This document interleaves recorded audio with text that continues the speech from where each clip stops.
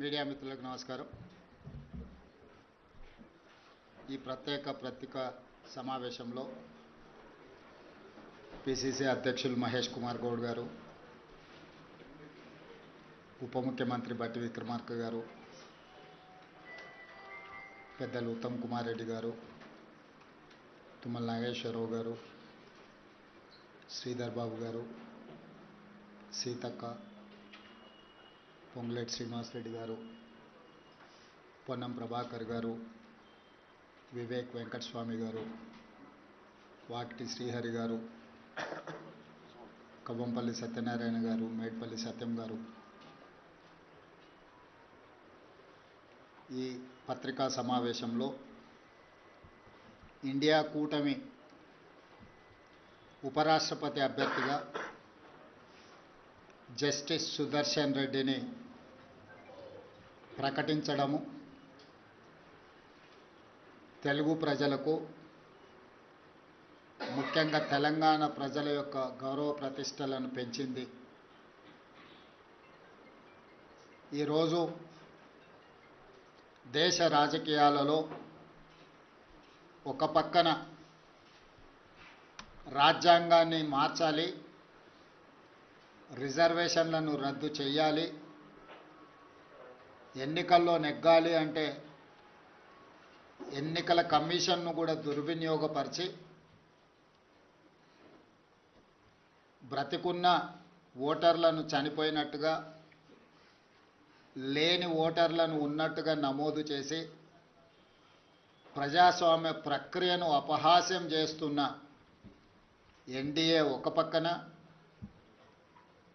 మహాత్మా గాంధీ గారి స్ఫూర్తితో సాధించుకున్న ప్రజాస్వామ్యం, శాంతియుతంగా ప్రపంచాన్నే జయించవచ్చు అని ఆదర్శంగా నిలబడిన మహాత్మా గాంధీ గారి స్ఫూర్తితో డాక్టర్ బాబాసాహెబ్ అంబేద్కర్ గారు అందించిన రాజ్యాంగాన్ని రక్షించడం, రాజ్యాంగ స్ఫూర్తిని కొనసాగించడం, రాజ్యాంగబద్ధమైన సంస్థల్ని పరిరక్షించడం, ఇండియా కూటమి ఈరోజు ఇంకొక పక్కన. అందుకే రాజ్యాంగ వ్యతిరేకులైన,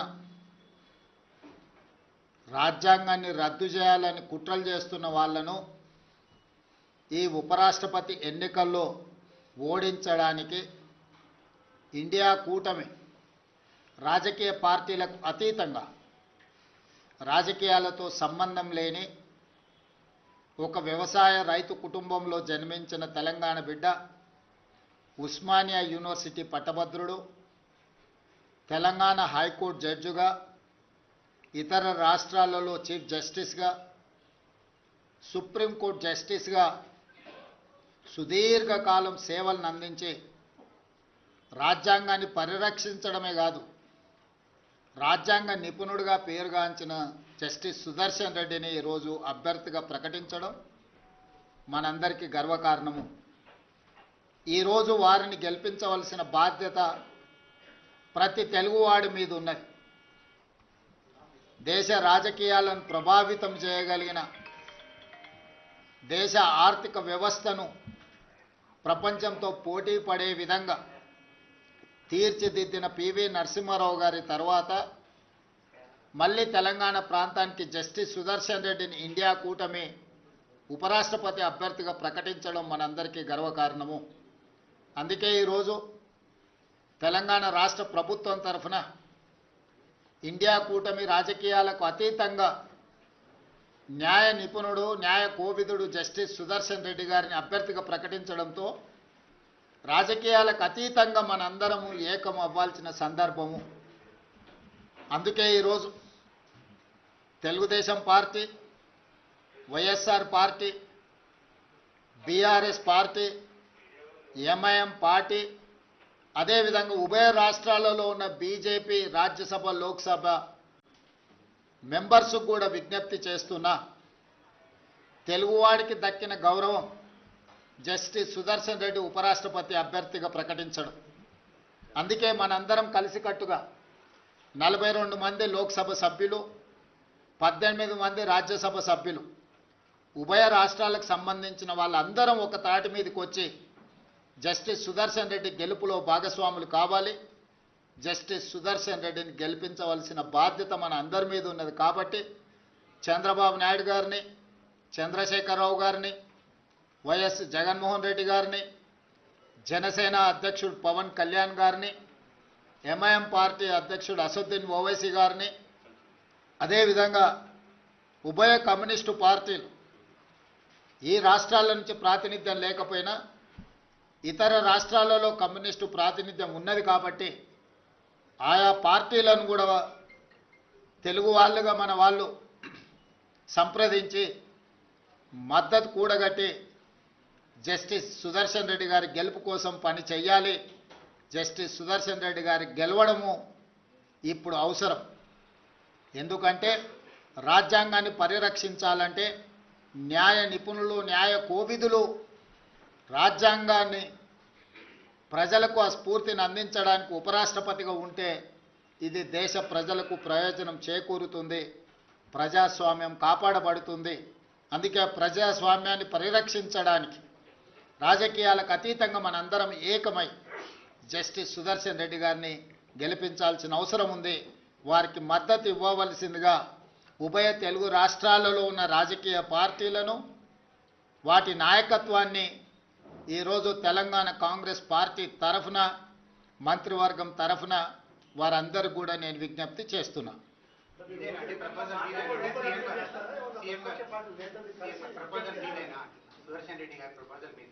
ఇండియా కూటమి ప్రతిపాదన ఇది రాజకీయ పార్టీలకు అతీతంగా ఇండియా కూటమి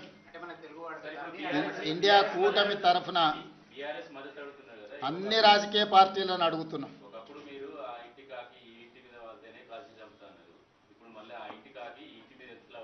ఇది ఇండియా కూటమి. జస్టిస్ సుదర్శన్ రెడ్డి గారు కాంగ్రెస్ పార్టీ కాదు. అందుకే మీకు మొట్టమొదటి ఓపెనింగ్ రిమార్క్స్లోనే చెప్పిన జస్టిస్ సుదర్శన్ రెడ్డి కాంగ్రెస్ పార్టీ ప్రతినిధి కాదు, కాంగ్రెస్ పార్టీ సభ్యుడు కాదు, కాంగ్రెస్ పార్టీ ఒకటే ప్రతిపాదించిన అభ్యర్థి కాదు.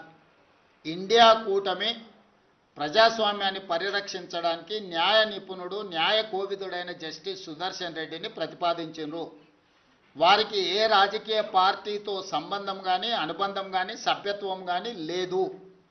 పార్టీలకు అతీతంగా జస్టిస్ సుదర్శన్ రెడ్డి గారిని గెలిపించాల్సిన బాధ్యత ప్రతి తెలుగువాడి మీద ఉన్నది. అందుకే ఈరోజు తెలుగు భాషను ప్రాచీన భాషగా గుర్తించాలనుకున్నప్పుడు అందరం ఏకమైనం. అంతెందుకు 1991లో కాంగ్రెస్ పార్టీ పివి నరసింహారావు గారిని దేశ ప్రధానమంత్రిగా చేసి ఉప ఎన్నికలకు నంద్యాలలో పోటీ పడినప్పుడు ఆనాడు గంగుల ప్రతాప్ రెడ్డి గారు రాజీనామా చేసి పివి నరసింహారావు గారు నంద్యాల ఎంపీగా ప్రతిపాదించినప్పుడు పెద్దలు నందమూరి తారక రామారావు గారు ముందుకు వచ్చి ఒక తెలుగువాడి దేశ ప్రధానమంత్రి అవుతున్నాడు అంటే అది మనందరికీ గర్వకారణము. ఎన్నికల్లో తెలుగుదేశం పార్టీ ప్రధాన ప్రతిపక్షంగా పోటీ పెట్టడం లేదు, అందుకే పివి నరసింహారావు గారిని గెలిపించండి అని చెప్పి ఆ రోజు నందమూరి తారక రామారావు గారు ముందుకు వచ్చిండ్రు. సిద్ధాంతపరంగా వైరుధ్యం ఉన్న కాంగ్రెస్, తెలుగుదేశం ఆనాడు ఎన్టీ రామారావు గారు పివి నరసింహారావు గారికి సంపూర్ణమైన మద్దతును పలికి వారి గెలుపుకు పూర్తిగా సహకరించి రాజకీయ విజ్ఞతను ప్రదర్శించారు. ఈరోజు తెలుగు వాళ్ళందరూ కూడా ఎన్టీ రామారావు గారిని ఆదర్శంగా తీసుకొని రాజకీయ విజ్ఞతను ప్రదర్శించి ఒక తెలుగువాడు ఉపరాష్ట్రపతి అయ్యే అవకాశం వచ్చింది. ఈనాడు వారు ఉపరాష్ట్రపతిగా నెగ్గితే భవిష్యత్తులో వారు రాష్ట్రపతి అవ్వడానికి కూడా అవకాశం ఉంటుంది. మళ్ళీ నీలం సంజీవరెడ్డి తర్వాత పివి నరసింహారావు గారి తర్వాత తెలుగు రాష్ట్రాల నుంచి ఒక గొప్ప అవకాశం మన అందరికీ గౌరవం దక్కే అవకాశం ఉంది. అందుకే ఈరోజు మనందరం ఈ చర్చలు, మీరు అడిగే ప్రశ్నలు, చర్చలు ఇవన్నీ కాంగ్రెస్ పార్టీకి సంబంధించినవి. కాబట్టి ఈరోజు వివాదాలకు సంబంధించిన ప్రశ్నల కంటే విజ్ఞతతో కూడుకున్న విధానంతో మనందరం ముందుకు వెళ్ళాలి. మనందరం కూడా విజ్ఞత ప్రదర్శించాలి. మనందరం ఏకమై ప్రజాస్వామ్యాన్ని కాపాడుకోవాలి. ఈరోజు రాజ్యాంగాన్ని పరిరక్షించాలి అంటే రాజ్యాంగ నిపుణుడు, న్యాయ కోవిదుడు ఉపరాష్ట్రపతిగా ఉంటే అందరికీ గౌరవంగా ఉంటుంది, ఈ దేశానికి అంతిమంగా మేలు జరుగుతుంది. కాబట్టి వివాదాస్పదమైన ప్రశ్నలు కానీ, వివాదాస్పదమైన అంశాలకు ఈరోజు పత్రికా సమావేశంలో తావు లేదు. అందుకే పాత్రికేయ మిత్రులకు కూడా నా విజ్ఞప్తి, మీ ఆలోచనలు ఏవైనా ఉన్నా మీ భిన్నాభిప్రాయాలను కూడా పక్కన పెట్టి మీరందరూ కూడా కలిసికట్టుగా జస్టిస్ సుదర్శన్ రెడ్డి గారికి మద్దతు ఇవ్వాల్సిందిగా మీ అందరు కూడా విజ్ఞప్తి చేస్తున్నా.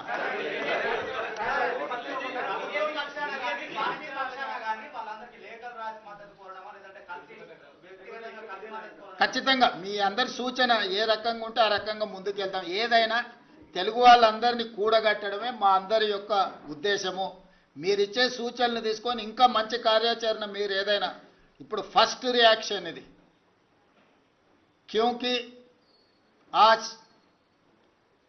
उपराष्ट्रपति चुनाव में एक किसान परिवार तेलंगाना छोटे गांव से खुद के गांव में पाठशाला नहीं है तो अगले गांव में जाकर पढ़ाई लिखाई करके उस्मानिया यूनिवर्सिटी से लॉ ग्रेजुएट बनकर हाई कोर्ट जज of Andhra Pradesh, Goa Lokayukta chairman, supreme court justice तक एक तेलंगाना किसान का लड़का उतना दूर पहुंच गए।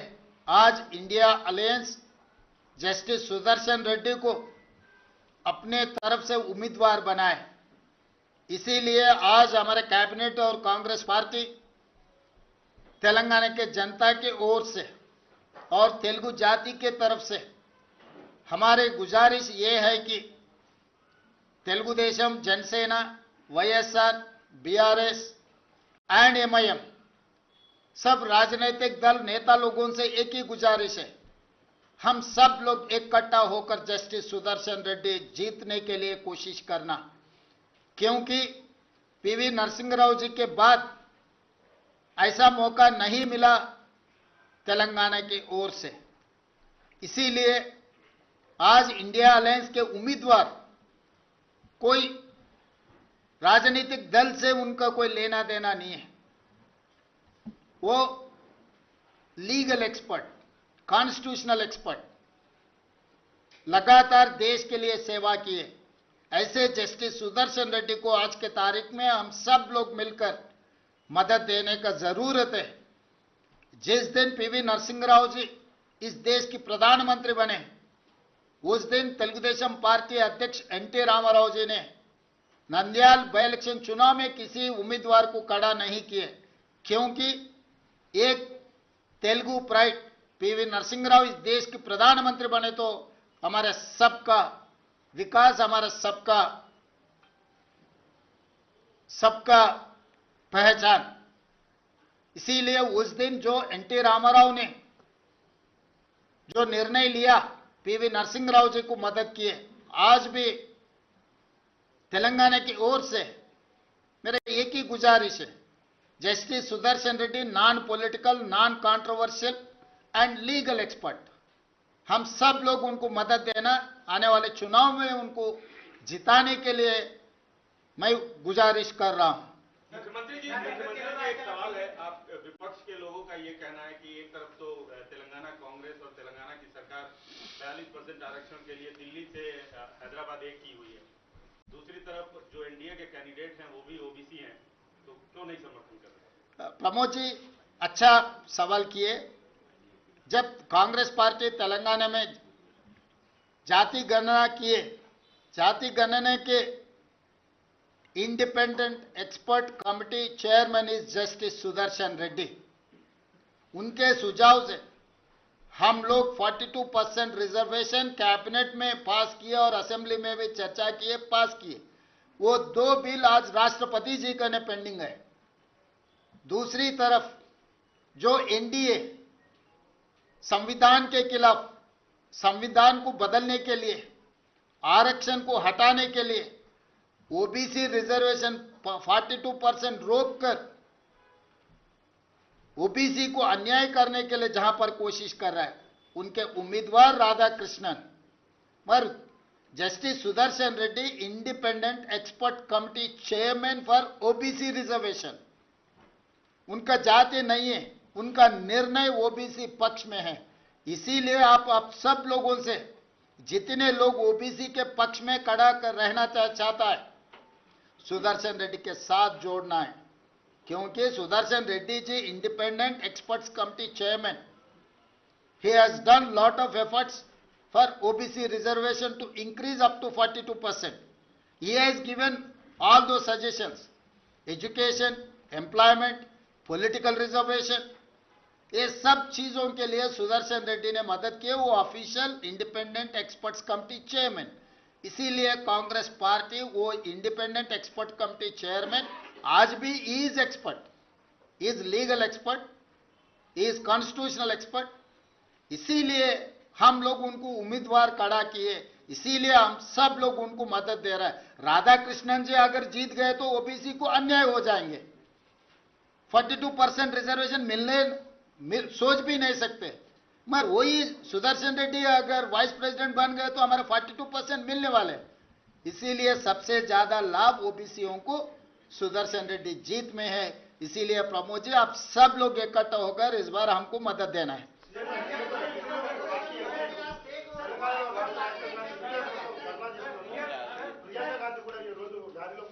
ఈ రోజు దీనికే పరిమితం అవుతుంది రాములు గారు। ఆశీష్ जी, आप क्या अभी जैसे आपने पार्टी का नाम लिया, नेबरिंग स्टेट की party YSR Congress party TDP, क्या आप उनके नेताओं उनको अध्यक्ष को फोन करेंगे, उनको कन्विंस करने की कोशिश करेंगे, और किन पॉलिटिकल पार्टीज के लीडर्स को आप कांटेक्ट करेंगे, आप उनको अपने पक्ष में वोट करने की अपील करेंगे? क्योंकि वाईएसआर कांग्रेस पार्टी ने एनडीए के पक्ष में अपना समर्थन जताया है, टीडीपी ऑलरेडी एनडीए के पक्ष में है, आप उनका नाम ले रहे हैं, तो क्या उनको फोन कर आप कन्विंस करने की कोशिश करेंगे? 21 तारीख सुदर्शन रेड्डी जी का नॉमिनेशन है। नॉमिनेशन होने के बाद हम लोग सबसे दिल्ली से सुझाव लेंगे। इंडिया गठबंधन क्या करना चाह रहा है कि इंडिया गठबंधन सुझाव लेके हम आगे रास्ता निकालेंगे।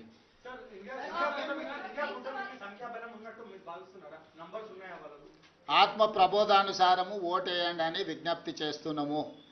ఈరోజు ఆత్మ ప్రబోధానుసారము రాజ్యాంగాన్ని రక్షించాలి అనుకున్నప్పుడు ఖచ్చితంగా సుదర్శన్ రెడ్డి గారు గెలుస్తారు। ఈరోజు సుదర్శన్ రెడ్డి గారి గెలుపు రాజ్యాంగం పరిరక్షించబడుతుంది। ఎన్డీఏ ఒకవేళ గెలిస్తే రాజ్యాంగాన్ని మార్చడమే కాకుండా రిజర్వేషన్లను కూడా రద్దు చేస్తారు, అది వేగంగా అమలు జరుగుతుంది। అందుకే ఈరోజు ఇండియా కూటమి అన్ని రకాల ప్రయత్నాలు చేస్తుంది, అందరి మద్దతు కూడగట్టే ప్రయత్నం చేస్తుంది।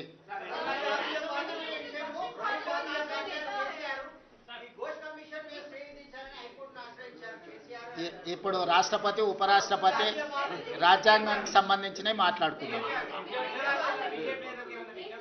एक सवाल मेरा ये कि जिस तरीके से दक्षिण भारत में आप सभी एकजुट होकर नेता खड़े थे कि हमारे साथ जो है विवक्षता हो रही है, हम लोगों को अलग किया जा रहा है, और इस तरीके से जब आप सब लोग एक साथ बैठे थे एक मंच पर, लेकिन आज आप देखते हैं कि दो अलग अलग दक्षिण भारत के दो नेता खड़े हो रहे हैं उपराष्ट्रपति पद के लिए। आपको नहीं लगता कि दक्षिण भारत की राजनीति में कहीं ना कहीं बंटवारा या फिर जो है आपको लगता है कि डिवाइड हो रहा है? नहीं, ऐसा नहीं है, क्योंकि दक्षिण भारत से जो भी प्रतिनिधि बनने वाले वो इंडिया पक्ष में रहना है। क्योंकि आज दक्षिण भारत को विभाजन करने में भाषा पे और प्रांत के नाम पे जो विभाजन करने वाले उनके खिलाफ लड़ रहे हैं। हम देश को जोड़ने के लिए कोशिश कर रहे हैं। क्योंकि आज आप चुनाव में देख रहे हैं, इलेक्शन कमीशन का एटीट्यूड भी आप देखें तो महाराष्ट्र में 4 महीने में 1 करोड़ वोट जमा कर दिए, बिहार में अभी चुनाव है, कुछ कम 55 लाख वोट निकाल दिए। तो ऐसे समय पर जो संविधान को बचाने वाले हैं उनके साथ में जोड़ना है। ये नॉर्थ साउथ की मामला नहीं है, ये संविधान की मामला है, संविधान को आगे लेकर जाना है। इसीलिए हम लोग ये हमारा सबसे एक ही गुजारिश है, इंडिया गठबंधन बंगाल में है, दिल्ली में है, गुजरात में भी है, सब जगह में है। तो ये सवाल नॉर्थ और साउथ का नहीं है, ये सवाल ऐसे है कि संविधान बचाने वाले संविधान को हटाने वाले के बीच में ये चुनाव है। तेलंगाना वर्सेस तमिलनाडु है? नहीं, ये तेलंगाना वर्सेस तमिलनाडु नहीं है, संविधान को बचाने वाले संविधान को हटाने वाले दोनों के बीच में ये चुनाव लड़ाई हो रहा है। तेलुगु वाले पूरे कॉन्स्टिट्यूशन बताने के सर, आप टीडीपी और जनसेना को अपील कर रहे हैं कि सुदर्शन रेड्डी जी को सपोर्ट करें, लेकिन आज सुबह नारा लोकेश जी जो है वो सीपी रामाकृष्णन जी को मिले थे और उन्होंने एनडीए को सपोर्ट किया है। जब तक तो जस्टिस सुदर्शन रेड्डी का नाम डिक्लेयर नहीं हुए, जब मल्लिकार्जुन खड़गे जी अनाउंस करने के बाद ये सब सारे हो रहे हैं। इसीलिए हम लोग क्यों अभी इमरजेंसी प्रेस मीट लगाए, इसीलिए अभी वोट बहुत दूर है। अभी जो मदद दी है अभी तेलंगाना के लिए और तेलुगु के लिए एक प्राइड है, इसीलिए वो लोग फिर रीअसेसमेंट कर लेके वो उनका एसोसिएशन जहां पर भी हो ये चुनाव नॉन पॉलिटिकल के वोटिंग के लिए हम मांग रहे हैं।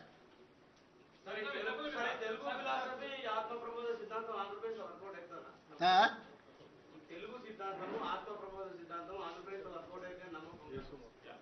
దేశమంతా వర్కౌట్ కావాలనుకుంటున్నావు, ఒక ఆంధ్రప్రదేశ్కి ఎందుకు వెళ్ళినావు? నమస్తే తెలంగాణ ఆంధ్రప్రదేశ్ కూడా పోయిందా? మొత్తం దేశంలోనే ఆత్మ ప్రబోధానుసారం ఓటేయమని విజ్ఞప్తి చేస్తున్నాం. Yes, please. This is proposal went from you or the proposal? Which one? The appointment of This is India Alliance proposal. This is not from Congress party. This is from Telangana also. Yes, Telangana plays some role. I wanted to appreciate India Alliance. Why? Because they have given an opportunity to contest as a Vice President of India from Telangana. He is our pride. So I wanted to appreciate India Alliance.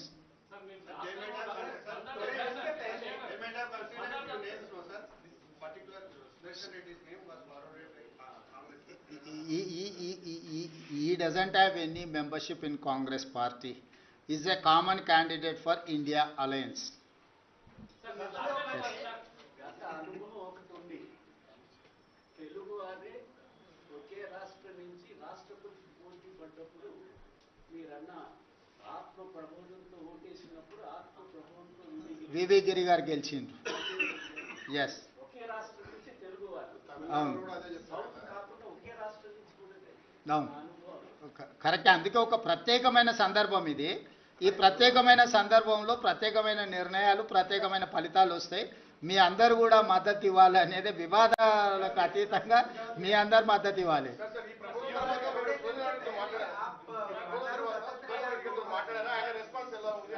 ఇక వారి response వారే చెప్తారు. ఇప్పటి వరకు మా విజ్ఞప్తి వరకే పరిమితం అవుదాం.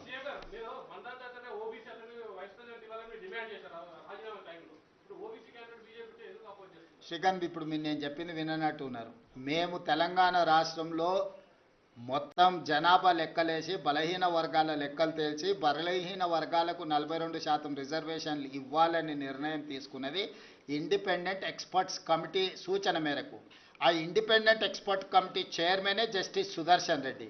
ఆయన బలమైన బలహీన వర్గాల గొంతుక. ఈరోజు ఎన్డీఏ ప్రతిపాదించిన అతను రాజ్యాంగానికే వ్యతిరేకం.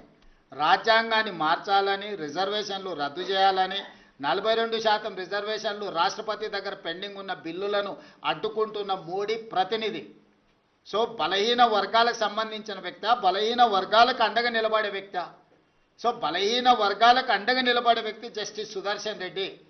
రీసెంట్గా ఆయన ఇండిపెండెంట్ ఎక్స్పర్ట్స్ కమిటీ చైర్మన్గా బలహీన వర్గాలకు విద్యలో, ఉద్యోగాలలో, రాజకీయాలలో ఏ విధమైన రిజర్వేషన్లు అందించాలనో ఒక గొప్ప సూచన చేసిన వ్యక్తి.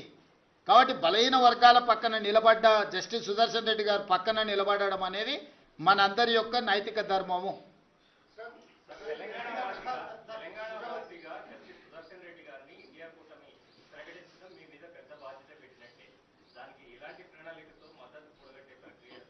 ఇగో ఇదే ప్రణాళిక. అందరు ఇంతమందిని కూడగట్టి ఈరోజు మీ అందరి దగ్గరకు వచ్చి మొదటి మిమ్మల్ని విజ్ఞప్తి అప్పీల్ చేయడం ద్వారా ఈరోజు మొదటి అడుగు ముందుకు వేసినాం. అందుకే ఒక్క నిమిషం కూడా ఆలోచన చేయలే, ఎంబడే నిర్ణయం తీసుకొని ముందుకు వచ్చేసినాం.